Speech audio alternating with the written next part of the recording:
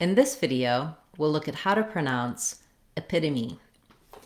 So the word epitome has stress on the second syllable, pit, and that means that the letter E will say a reduced vowel in this word. That's because we have our clear vowel and our longer syllable is our stress syllable. Then the other syllables typically are shorter and they'll often have a reduced vowel. In the case of epitome, the letter E says the I sound. So you can think of the word it or is. It is epitome, it epitome, in epitome. Matching that vowel can help you get that first syllable correct. Then we do also have the same I vowel in the stress syllable. It's just going to be longer. So this one will be short, I. This one will be longer, p, epitome. You can hear how I'm saying the American English pronunciation of this letter T is a flap, so it sounds more like a D. I've written it here with letter D. In the middle of words, we say T's and D's the same way, with a light touch up and the voice is on. It's called flap. It also happens in words like water, better, bedding with a T, or bedding with a D. You can see more about the flap and all of the sounds of English in our Sounds of English course on speechmodification.com. Check it out on our page. It'll help you build the foundations for pronunciation and understanding all of the sounds and spelling in English. So in this case, when we have the T, it'll sound more like a D, pita, epitome.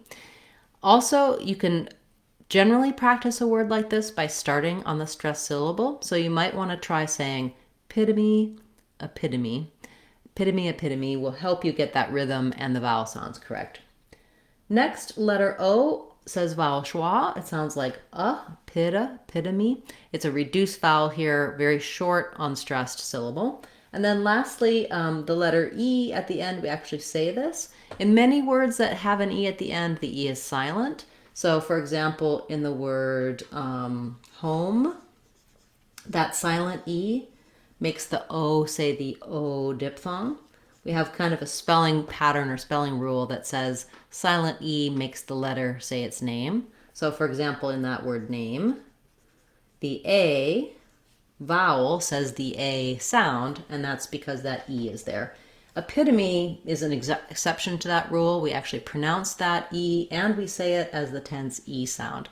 Kind of unusual, but that's how it works in this word.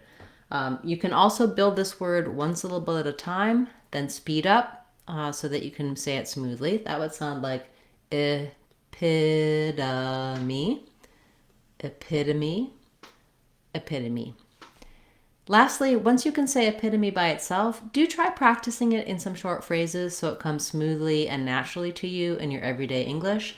For example, that leader who started the war was the epitome of evil.